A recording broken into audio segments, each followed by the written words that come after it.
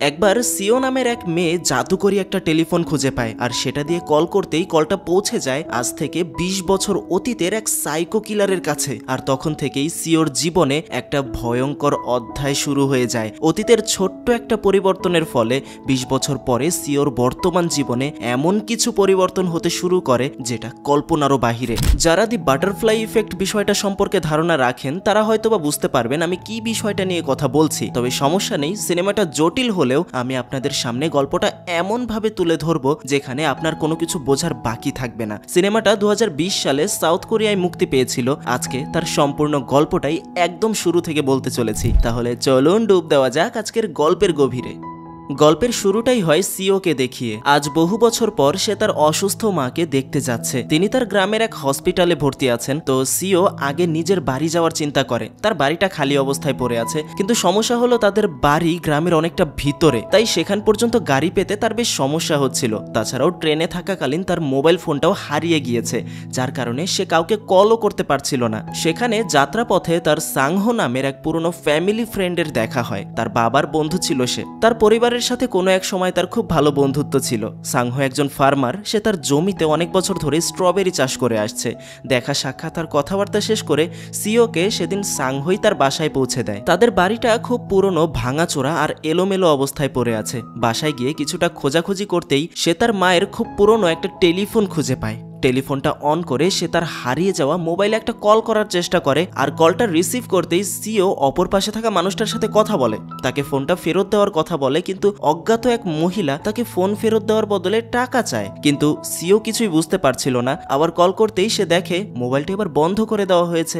স্বাভাবিকভাবেই এমনটা হওয়ারই কথা, মোবাইল তো আর অন রাখবে না সে। কিন্তু কিছুক্ষণ পরেই সে টেলিফোনে আরেকটা কল চলে আসে এবং সেই কলটা ইয়াংসু নামের একটা মেয়ে করেছে। মেয়েটা তাকে হুট করেই বলে ওঠে, তুমি ঠিকই বলেছিলে, আমার মা খুবই খারাপ। এদিকে সিও এসব কথার মাথা মুন্ডু কিচ্ছুই বুঝতে পারে না, তাই সে রং নাম্বার বলে কলটি কেটে দেয়। এরপর সে তার মায়ের সাথে দেখা করতে হসপিটালে যায়। আসলে তার মায়ের ব্রেন টিউমার ধীরে ধীরে আরো খারাপের দিকে যাচ্ছে, যেখানে অপারেশনের জন্য বিশাল টাকার প্রয়োজন। তাছাড়াও সিওকে দেখে মনে হচ্ছে তার মায়ের এই অবস্থায় সে তেমন একটা দুঃখী নয়। সে তার মাকে অনেক আগে থেকেই অপছন্দ করে, কারণ ছোট থাকতেই তার মায়ের একটা ভুলের কারণে সিওর বাবা মারা গিয়েছিল। আর সেখান থেকেই সে তার মাকে ঘৃণা করে আসছে। তার মা তাকে আজ সকল খরচ বন্ধ করে দিতে বলে আর তার মৃত্যুর পর তাকে যেন সে তার বাবার পাশে কবর দেয় সেই অনুরোধ করে। কিন্তু সিও তাকে বলে দেয়, আমার বাবার পাশে থাকার যোগ্যতা তোমার নেই। একটু পর আমরা দেখতে পাই সিও তার বাবার কবরের সামনে দাঁড়িয়ে আছে। ২৭শে নভেম্বর ১৯৯৯ সাল, অর্থাৎ তার বাবা মারা গিয়েছে আজ ২০ বছর হলো। তারিখটা মনে রাখবেন,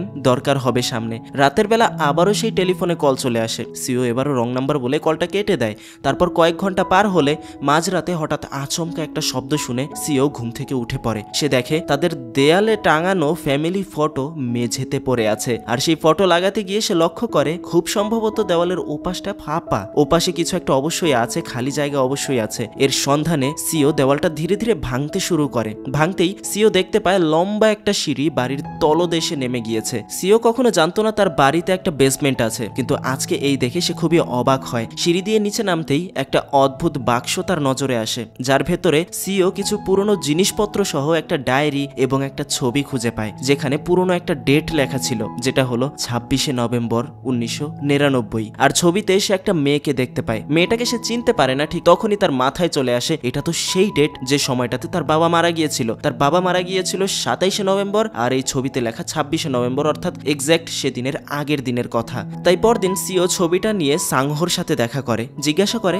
এই মেয়েটাকে চেনেন আপনি? এই ছবিটার সাথে আমি একটা ডায়েরিও পেয়েছি যেটাতে কিছু অদ্ভুত লেখা ছিল। এই মেয়ে কি কোনো জাদুকর? এর উত্তরে সাংহো বলে, বহু বছর আগে তোমাদের এই বাড়িতে একজন মহিলা থাকতো। বলা হয় সেই মহিলা এই বাড়িতে বিভিন্ন কালো জাদুর চর্চা করত। আর তুমি যে মেয়েটির কথা বলছো সে হলো তার মেয়ে ইয়াংসু। আর পরবর্তীতে নাকি সেই মা নিজের মেয়েকেই মেরে ফেলেছিল। আর এখানে আমি আপনাদের ছোট্ট একটা ক্লু দিয়ে রাখি, মনে আছে বাড়িতে আসার পরেই বাড়ির পুরনো টেলিফোনে একটা অপরিচিত মেয়ে কল করেছিল, যেটাকে সে রং নাম্বার ভেবে কেটে দিয়েছিল। সেই কলটা অন্য কেউ নয়, বরং ছবিতে থাকা এই মেয়েটাই করে করেছিল তাকে। কিন্তু এখনও সিও এই বিষয়ে কিচ্ছু জানে না। তাছাড়াও অতীত থেকে কল বর্তমানে কিভাবে আসবে? তার বন্ধু তাকে জানিয়ে দেয় অনেকদিন আগের ঘটনা, তাই আমি এ ব্যাপারে বেশি কিছু জানি না। তাই সেদিনের মতো সিও আবার বাসায় ফিরে আসে। কিন্তু গত রাতের মতো আবারও ঠিক একই সময়ে সে টেলিফোনে একটা কল চলে আসে, যেখানে মেয়েটা বলতে শুরু করে আমার মা আমাকে জ্বালিয়ে দেবে। আর তখনই কলটা কেটে যায়, যেন মেয়েটাকে কেউ আগুনে জ্বালিয়ে দিচ্ছে। ঠিক তখনই এক অদ্ভুত আগুনের ধোঁয়া সিও তার বাসার সেই আন্ডারগ্রাউন্ড থেকে বেরিয়ে আসতে দেখে। কাছে গিয়ে দেখতেই সে লক্ষ্য করে সেখানে আগুন লেগে বেসমেন্টের সিঁড়ি একদম পুড়ে ছাই হয়ে গিয়েছে। কিন্তু সে কিচ্ছু বুঝতে পারছে না, গতকাল পর্যন্ত এই সিঁড়ি ঠিকঠাক ছিল, এখন এমনটা হলো কিভাবে? তাই এখন এইসব দেখে সিও তার সাথে ঘটে যাওয়া ঘটনার কিছু কিছু আন্দাজ করতে শুরু করে। পরদিন যখন আবারও ইয়াংসু নামের মেয়েটা তাকে কল করে, তখন সিও মেয়েটার বাসার ঠিকানা জানতে চায়, তুমি কোথায় থাকো, কোথা থেকে বলছো? আর অবাক করার ব্যাপার হলো ইয়াংসু যে ঠিকানা বলছে সেটাই হলো সিওর বর্তমান ঠিকানা। আর এখানে আমি আপনাকে নামের ক্ষেত্রে একটু ক্লিয়ারেন্স দিয়ে রাখি, রং নাম্বার থেকে যে মেয়েটা তাকে কল করছে তার নাম হলো ইয়াংসু, আর আমাদের প্রোটাগনিস্ট মেইন ক্যারেক্টারের নাম হলো সিও। তো নামের ক্ষেত্রে গুলিয়ে ফেলবেন না, আমি একটু সমস্যা ফিল করছিলাম বিধায় আপনাকে ক্লিয়ার করে দিলাম। এখন ইয়াংসু তাকে জানাচ্ছে সে তার বাড়িতেই থাকে, কিন্তু এই পরিত্যক্ত বাড়ি গত কত বছর ধরে যে এভাবে পড়ে আছে তার কোনো নির্দিষ্টতা নেই। তাই দুজনে একে অপরের সাথে আরো অনেকক্ষণ কথাবার্তা বলে। কথায় কথায় একসময় ইয়াংসু 1999 সাল থেকে কথা বলছে এমনটা জানায়, যা শুনে তার মাথা খারাপ হয়ে যায়। সিও জানায় তার এখানে তো 2019 সাল চলছে। এবার বিষয়টা ক্লিয়ার করার জন্য দুজনে আরো অনেক কিছু নিয়ে কথাবার্তা বলে। সিও ইয়াংসুকে 1999 সালের পর থেকে ঘটে যাওয়া 2019 সাল পর্যন্ত সেই সকল স্পেশাল ঘটনাগুলো জানায় যেগুলো ঘটতে চলেছে। এমনকি 1999 সালের ওই তারিখের পর কি কি ঘটনা ঘটতে চলেছে সেই নিয়েও ছোটখাটো করে তাকে জানিয়ে দেয়, যা দেখে অপরদিকে ইয়াংসু অবাক। তখন হঠাৎ ইয়াংসু বিষয়টা বুঝতে পেরে তাকে জানায় শুনতে হয়তো অবাক লাগছে, কিন্তু আমার কাছে মনে হয় আমরা দুজনে একই বাড়িতে অবস্থান করছি, কিন্তু আলাদা আলাদা টাইম লাইনে। প্রথমে বিশ্বাস করতে না চাইলেও সিও সেখান থেকে যে ডায়েরিটা খুঁজে পেয়েছে সেই ডায়েরির কিছু লাইন তাকে পড়ে শোনায়। আসলে সেই আন্ডারগ্রাউন্ড থেকে সিও যে ডায়েরিটা আর ছবিটা পেয়েছে এগুলো ইয়াংসুর ছিল। তাই সিও ইয়াংসুকে তার ডায়েরিতে একদম শেষের পাতায় কিছু একটা লিখতে বলে। আর তার কথা মতো যখন সে ডায়েরির পাতায় কিছু একটা লিখে রাখে, তখন অপর দিকের ভবিষ্যতের টাইম লাইনে ওই ডায়েরির পাতায় অটোমেটিক নতুন লেখা ভেসে ওঠে। আর সেই লেখা যখন সিও তাকে পড়ে শোনায়, তখন দুজনে একদম শিওর হয়ে যায় যে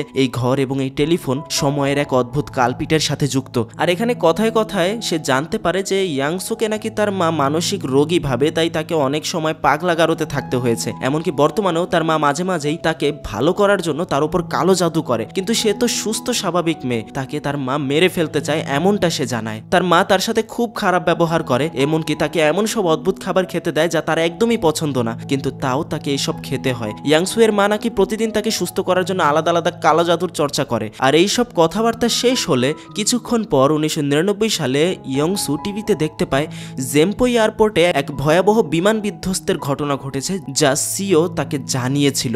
অর্থাৎ ভবিষ্যৎবাণীর সাথে ঘটনার একদম হুবহু মিল হয়ে গেল। এরপর থেকে প্রতিদিন ইয়াংসু তার সাথে কথা বলতে শুরু করে।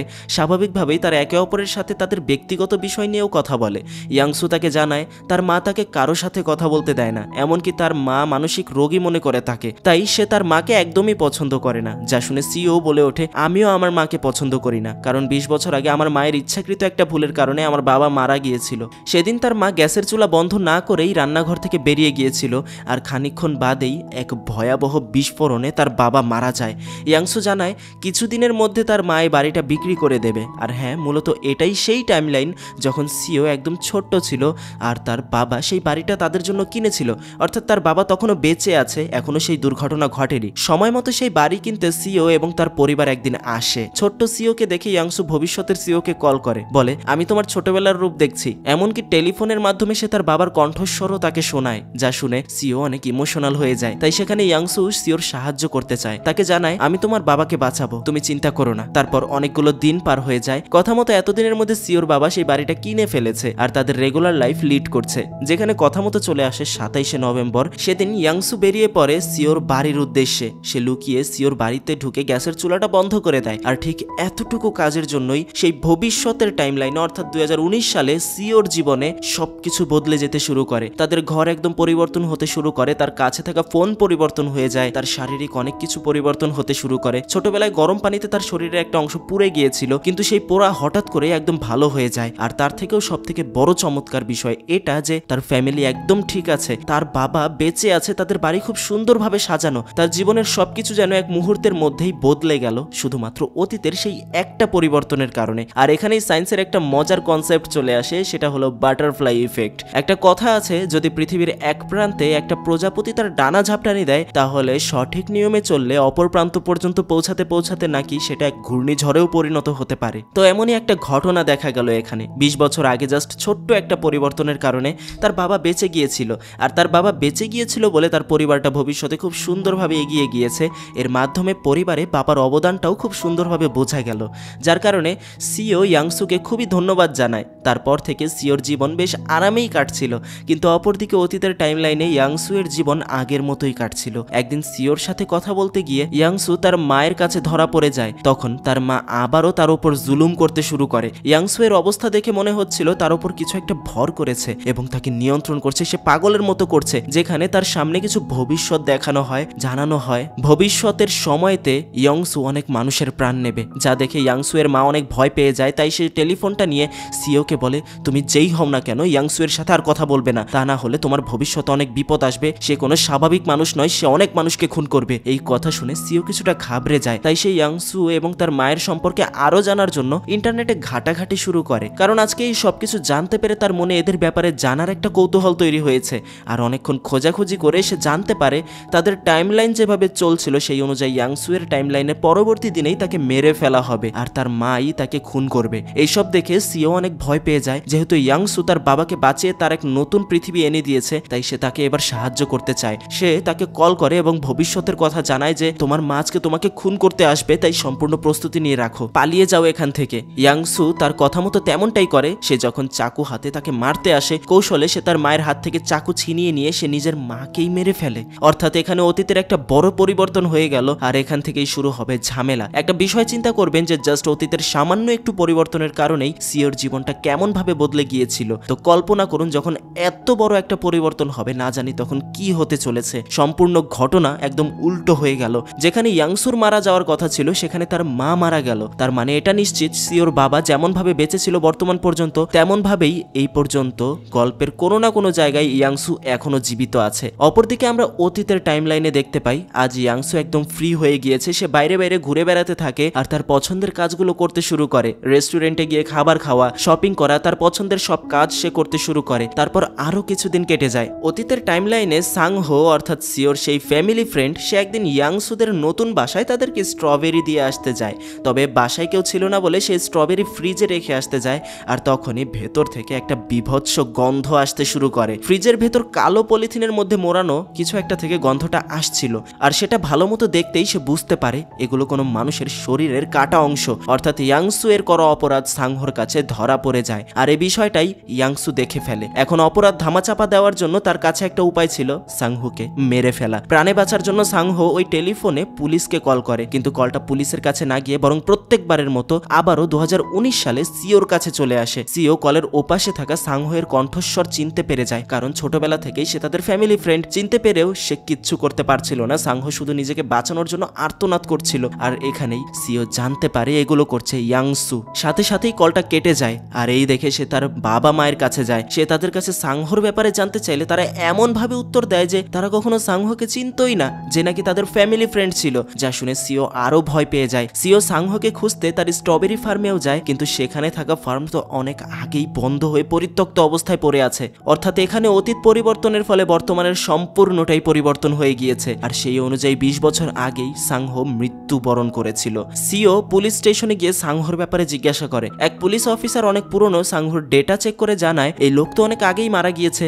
সাংহোকে অনেক বছর আগে ইয়াংসু নামের একটা মেয়ে মেরে ফেলেছিল, এমনকি সে তার নিজের মাকেও মেরে ফেলেছিল। সিও জিজ্ঞাসা করে ইয়াংসু মেয়েটা কোথায়। তারা জানায় দুটো মার্ডারের কারণে তাকে যাবজ্জীবন কারাদণ্ড দেওয়া হয়েছিল, এখনো জেলখানাতেই আছে। আর অপরদিকে অতীতের টাইমলাইনে সাংহো এর নিরুদ্দেশ হয়ে যাওয়ার কারণে থানায় একটা মিসিং রিপোর্ট করানো হয়। তাই পুলিশ সাংহো এর ফার্মে আসে এবং সেখান থেকে তদন্ত করে ইয়াংসু এর বাড়িতে হাজির হয়। সাংহো এর ব্যাপারে জিজ্ঞাসা করে, তখন সে পুলিশকে জানায় সাংহো নামের কাউকে সে চেনে না, কিন্তু পুলিশ তার ঘরের ভেতরে স্ট্রবেরির কিছু প্যাকেট দেখতে পায়, তাই তাকে তারা সন্দেহের চোখে দেখে। কিন্তু পুলিশের কাছে তখনও কোনো শক্ত প্রমাণ না থাকায় তাকে কোনো প্রকার জেরা করতে পারে না। এমত অবস্থায় সে ভবিষ্যতের সিওকে ফোন করে। সেখানে সিও তার ফোনের অপেক্ষাতেই ছিল। কল রিসিভ করতেই সিও ইয়াংসু এর ওপর রাগ ঝাড়তে শুরু করে, কেন সে তার মা এবং তার নির্দোষ ফ্যামিলি ফ্রেন্ড সাংহোকে মেরে ফেলেছে। এক পর্যায়ে সিও তাকে তাকে বলে ওঠে এই অপরাধের জন্য তোমাকে সারা জীবন জেলে থাকতে হবে, শীঘ্রই তোমাকে পুলিশ অ্যারেস্ট করে নিয়ে যাবে। ধরা পড়ে যাওয়ার কথা শুনে ইয়াংসু অনেক ভয় পেয়ে যায়, কারণ কিছুদিন হলো সে তার নতুন জীবন শুরু করেছে যেখানে তার মা বলতে কেউ নেই, যে নাকি সবসময় তাকে আটকে রাখতো।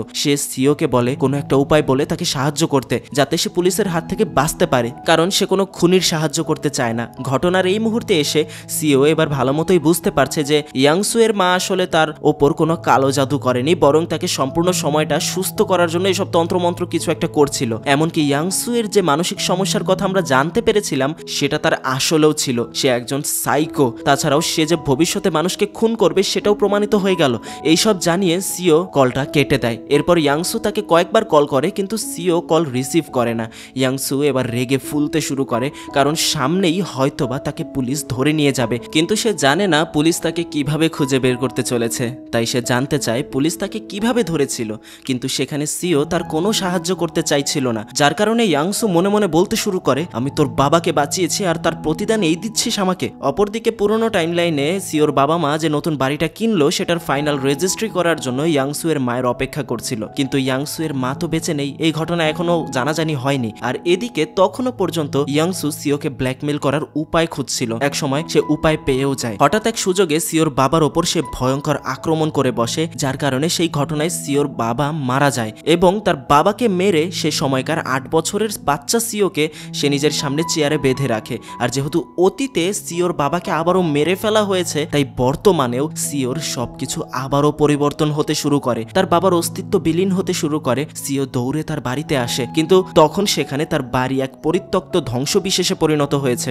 তার জীবনটা যেন আগের থেকেও এক ভয়ানক খারাপ অবস্থায় পৌঁছে গিয়েছে। সে কান্নায় ভেঙে পড়ে। তখন সে মেঝেতে একটা লেখা দেখতে পায়, পিক আপ মাই কল, যা ইয়াংসু এর সময়টাতে খোদাই করে ইয়াংসু লিখেছিল। কল রিসিভ করে সেই ইয়াংসু এর কাছে জানতে চায় তুমি আমার বাবাকে কেন মেরেছো। এর উত্তরে ইয়াংসু বলে আমি তোমাকে যে সাহায্য করেছি তা আবার ফিরিয়ে নিলাম, এখন আমি তোমাকেও মেরে ফেলবো, তোমার মাকেও মেরে ফেলবো। তাই এই শুনে সিও তার সাহায্য করতে রাজি হয়। সে বলে আগামীকাল তোমার বাসায় পুলিশ এসে রেড দেবে, তাই তুমি আগামীকাল বিকাল ঠিক 5টার মধ্যে শহরের পালসাল হোটেলের নির্দিষ্ট একটা লোকেশনে থাকবে, আমি তোমাকে জানিয়ে দিচ্ছি। সেখানে তোমাকে খোঁজার জন্য পুলিশ কখনো যাবে না। তাই তার কথা মতো ইয়াংসু ঠিক তেমনটাই করে। তারপর সময় চলে আসলে ঠিক 5টা বাজলে সেই পালসাল হোটেলের যেখানে সে অপেক্ষা করছিল সেখানে ভয়ঙ্কর একটা বোমা ব্লাস্ট হয়। আসলে সিও ভবিষ্যতের টাইমলাইনে থাকার কারণে অনলাইনে অনেক খোঁজাখুঁজি করার পর ভালো মতোই জানতে পেরেছিল যে এখানে এই জায়গাটায় ওই দিন এক ভয়াবহ টেরোরিস্টের বোমা হামলার দুর্ঘটনা হবে। তাই ইচ্ছা করেই সেই ইয়াংসুকে ওখানে যেতে বলেছিল, যাতে করে ঘটনায় সে মারা যাবে। কিন্তু অতীতের সেই টাইমলাইনে দেখা যায় তার ধারণা ভুল। সেখানে ব্লাস্ট হয়েছে ঠিকই, ইয়াংসু আহত হয়েছে ঠিকই, কিন্তু সে বেঁচে গিয়েছে। বাড়িতে এসে সে সিওকে কল করে, এতে সে বুঝতে পারে ইয়াংসু এখনো বেঁচে আছে। ইয়াংসু এবার সিওর ওপরে ভয়ঙ্কর রেগে যায়, আর এখন বোঝা যাচ্ছে সে আসলে মানসিকভাবে কতটা বেসামাল হয়ে পড়েছে।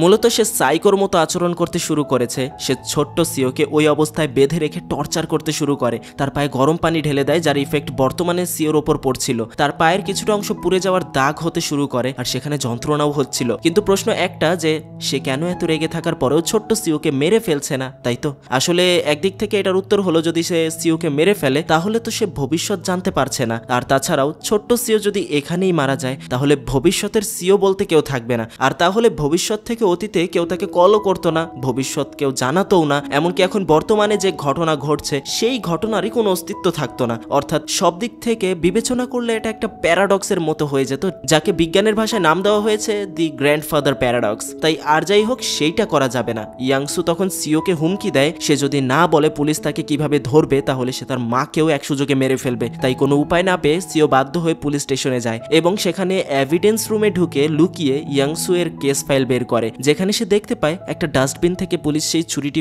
সেই সময়টাতে উদ্ধার করেছিল এবং ছুরিতে থাকা ফিঙ্গারপ্রিন্টের মাধ্যমে পুলিশ ইয়াংসুকে গ্রেফতার করে। তো কথা মতো ইয়াংসু ডাস্টবিন থেকে সেই ছুরিটি নিয়ে আগুনে পুড়িয়ে দেয়। এর ফলে সেই ঘটনা থেকে বর্তমানে 2019 সালের বর্তমানে সবকিছু আবারও পরিবর্তন হতে শুরু করে। সে যেহেতু প্রমাণ নষ্ট করে ফেলেছে তাই সে 2019 অর্থাৎ বর্তমানেও একদম স্বাধীনভাবে হয়তোবা ঘোরাফেরা করছে, যেখানে সিওর আশেপাশে ঘরের সবকিছু পরিবর্তন হতে শুরু করে। এখন তার ঘর আগের মতো থাকে না, তার ঘরের মধ্যে অনেকগুলো ফ্রিজ ছিল যার মধ্যে ছিল ইয়াংসুর গুম করা মৃত লাশ। অর্থাৎ এটা এখন সিওর বাড়ি নয়, এটা ইয়াংসুর গোপন আস্তানা। কিন্তু কিভাবে ঘটনা এই পর্যন্ত আসলো, কি হয়েছিল তারপর, সেটা জানতে হলে আমাদেরকে আবার অতীতের ওই সময়টাতেই ফেরত যেতে হবে। অতীতে সিওর মা সিওর বাবার মৃত্যুর জন্য একটা রিপোর্ট করিয়েছিল, যেখানে বিবেচনা করে সন্দেহের তালিকায় সে ইয়াংসু ইয়াংসুকেই রাখে।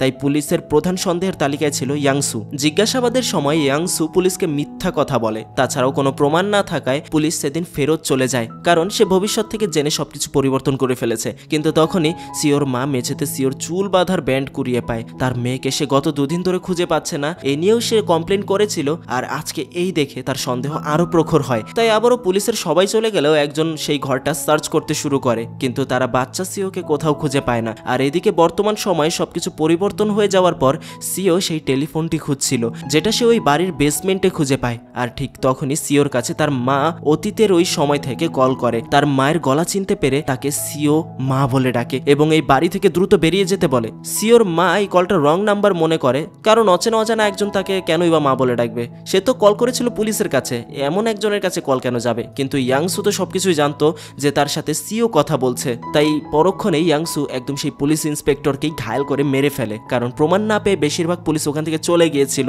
আর এই সুযোগে এবার ইয়াংসু তার আসল চেহারা দেখিয়ে দেয়, যা দেখে সিওর মা আতঙ্কিত হয়ে দৌড়ে গিয়ে একটা রুমের মধ্যে নিজেকে বন্দি করে ফেলে। এদিকে ঘটনার বর্তমান টাইমলাইনে হঠাৎ করে সিওর ওপর বর্তমান ইয়াংসু পেছন থেকে হামলা করে বসে। তাকে কিছুটা ঘায়েল করে ইয়াংসু বলে, আমি আর তুই তো এক, আমিও মিথ্যাবাদী, তুইও মিথ্যাবাদী।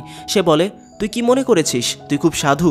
যদি সবকিছু ঠিকঠাক মতো চলতো তাহলে তোর বাবা তোর মায়ের কারণে মারা যায়নি। সেদিন গ্যাসের চুলা তোর মা ঠিক সময় মতোই বন্ধ করে রেখেছিল, আর সেটা অন করেছিলি তুই নিজে, আর বলেছিলি তোর মা গ্যাসের চুলা অন করেছে, তাই না? মিথ্যাবাদী তো তুই, হত্যাকারী তো তুই, আমাকে কেন বলছিস? আর আজকের এই ঘটনায় সে সত্য জানতে পেরে সবকিছু বুঝতে পারে যে সে তার মায়ের সাথে কতটা অন্যায় করেছে এই যাবৎকাল পর্যন্ত। যেখানে তার মায়ের কোনো দোষই ছিল না, সেখানে সে দিনের পর দিন তার মাকে শুধু দোষী করে এসেছে। তাই সে এখন তার মাকে যে করেই হোক বাঁচাতে চায়। আসলে ঘটনার বর্তমান এই সময় পর্যন্ত ইয়াংসু অপেক্ষা করছিল, কারণ এর আগে যদি সিওকে সে মেরে ফেলতো তাহলে সেই প্যারাডক্সের ঝামেলা হয়েছে তো হয়েছে, বুঝতেই তো পারছেন। কিন্তু এখন ওই টাইমলাইন সে পার করে ফেলেছে, তাই এখন তাকে মারতে তার কোনো সমস্যা নেই। এরপর তাদের মধ্যে অনেকক্ষণ ধস্তাধস্তি হয়। কোনো রকমের সিও সেখান থেকে পালিয়ে একটা রুমের মধ্যে প্রবেশ করে। অপর দিক থেকে সিওর মা তার কাছে সাহায্য চায়। তখন সিও তাকে বলে, কোনো না কোনোভাবে ইয়াংসুকে মারতেই হবে, সে বেঁচে থাকলে আরও অনেকের প্রাণ যাবে, আর তাকে মারতে না পারলে এখানে নিশ্চিতভাবে সে নিজেও মারা যাবে। তাই প্রস্তুতি নিয়ে যখন সে তাকে মারার জন্য বাইরে বের হয়, তখনই সামনে সে ছোট্ট সিওকে মেঝেতে পড়ে থাকতে দেখে। মূলত এটা ছিল একটা ফাঁদ, যেই না ধারালো ছুরিটি দিয়ে বাচ্চা সিওকে সে আঘাত করবে, ঠিক তখনই সিওর মা ইয়াংসুকে ধাক্কা দিয়ে নিজে সহ দুজনে নিচে পড়ে যায়। আর এই সব কিছু, এই মারামারি, এই কথা সবকিছু বর্তমান টাইমলাইনে সিও শুনতে পাচ্ছিল। সে বুঝতে পারে ঘটনায় হয়তোবা তার মা ইয়াংসুকে সাথে নিয়েই নিচে পড়ে গিয়েছে। তারপরে সবকিছু আবার একবার বদলাতে শুরু করে। এক সুযোগে সিও ওখান থেকে বের হয়ে দৌড়ে হাসপাতালে তার মায়ের খোঁজ নিতে যায়, কিন্তু হাসপাতালে তার মায়ের রেকর্ডই ছিল না। পুলিশ স্টেশনে গিয়েও সে খোঁজ নেওয়ার চেষ্টা করে, কিন্তু সেখানেও তার মায়ের সম্পর্কে কোনো ইনফরমেশন সে পায় না। তাই সে তার বাবার কবরের সামনে যায়। সে ভাবছে হয়তোবা সেই ঘটনায় তার মাও মারা গিয়েছিল, কিন্তু ঠিক তখনই দূর থেকে তার মায়ের গলার আওয়াজ সে শুনতে পায়। সে বিশ্বাস করতে পারে না তার মা তার সামনে দাঁড়িয়ে। সিওকে সে তার মোবাইল বন্ধ রাখার জন্য কথা শোনায়, আর এমনভাবে কথা বলছিল যেন সবকিছু স্বাভাবিক আছে। নিজের মাকে বেঁচে থাকতে দেখে সিও মনে মনে খুব খুশি হয়। কিন্তু সেদিন তাহলে কি হয়েছিল সেই প্রশ্নটা মাথায় আসলেও সিও তাতে কোনো গুরুত্ব দেয় না। তাদের জীবন আবার আগের মতো সে মেনে নেয় আর একসাথে বাড়ির দিকে হাঁটা শুরু করে। ঠিক তখনই আবারও তার মায়ের অস্তিত্ব বিলীন হয়ে যেতে শুরু করে, যেন আবারও এক পরিবর্তন হয়ে গিয়েছে, যেটা হবার প্রশ্নই ছিল না। কারণ বর্তমান থেকে কোনো ইনফরমেশন যদি অতীতে না যায় তাহলে তো কোনো কিছু পরিবর্তন হওয়ার কথা নয়। আসলে ইয়াংসু এখনো বেঁচে আছে। সেই ঘটনায় তার মা এবং ইয়াংসু দুজনেই বেঁচে ছিল, কিন্তু ইয়াংসু নিজের মৃত্যুর একটা নাটক সাজিয়েছিল, যার ফাঁকে সে তখনও জীবিত ছিল, কিন্তু সবাই জানতো ইয়াংসু মারা গিয়েছে। আর যেহেতু ইয়াংসু সেদিন বেঁচে গিয়েছিল, তাই এখন ভবিষ্যৎ থেকে ইনফরমেশন পাওয়ার জন্য তাকে শুধু সিওর ওপর ভরসা করতে হয়নি, বরং এবার সে নিজেকেই নিজের হাতিয়ার বানিয়েছে। গল্পের এই পর্যায়ে এসে সেখানে দুই টাইমলাইনের দুই ইয়াংসু সেই টেলিফোনের মাধ্যমে একে অপরের সাহায্য করছিল। ভবিষ্যতের ইয়াংসু তার অতীতের ইয়াংসুকে কি ঘটতে চলেছে সেই নিয়ে সাবধান করতে শুরু করেছিল, আর মুহূর্তে মুহূর্তে তার বর্তমান পরিবর্তন করে চলেছিল, যার কারণে ওখানে টাইমস্কেপের অগণিত লেয়ার তৈরি হতে চলেছে। কারণ যেখানে পরের কোনো এক সময় গিয়ে ইয়াংসু সিওর মাকে এক সুযোগে মেরে ফেলেছে, আর এখানে সিওর মা আবার কেন গায়েব হয়ে গেল এর পেছনে রয়েছে ইয়াংসু নিজেই। যেখানে পরবর্তীতে কোনো এক সময় গিয়ে ইয়াংসু সিওর মাকে এক সুযোগে আবারও মেরে ফেলেছিল। তাই এবার এই পরিবর্তনগুলো এভাবেই হতে শুরু করেছে। তাহলে কল্পনা করুন এবার ইয়াংসু কোন পর্যায়ে গিয়ে তার জীবনটাকে বদলাবে। গল্পের একদম শেষে সিওকে তাদের সেই বাড়ির বেসমেন্টেই বাধা অবস্থায় দেখা যায়, যেখানে গল্পের থিওরি অনুযায়ী সবকিছু পরিবর্তন পরিবর্তনের ফলে সিও গত 20টা বছর ধরে এখানে বন্দি অবস্থায় পড়ে আছে। আর ইয়ংসু শুধুমাত্র তাকে এই কারণেই বাঁচিয়ে রেখেছে যে সেই ছিল তার ভয়ঙ্কর খেলার সূচনা। তাকে যদি মেরে ফেলা হয় তাহলে সেখানে জন্ম নেবে ভয়ঙ্কর প্যারাডক্স, অর্থাৎ এই সময়ের গল্পে যে একবার এন্ট্রি নিয়েছে সে জীবনের শেষ পর্যন্ত এর মধ্যেই বাধা হয়ে পড়ে রবে। সাথে এখানে আজকের গল্পটা শেষ হয়। তা কেমন লাগলো আজকের গল্পটা কমেন্ট করে জানাতে পারেন। আর এমনই অন্যান্য গল্প দেখতে আমাদের বাকি চ্যানেলগুলো ঘুরে আসুন। স্ক্রিনে ভেসে উঠেছে, মেবি 4টা ভিডিও দিয়ে দিয়েছি। 4টা ভিডিও আমাদের 4টা আলাদা আলাদা চ্যানেলের, যেইটা মনে চাই দেখে আসতে পারেন। ধন্যবাদ।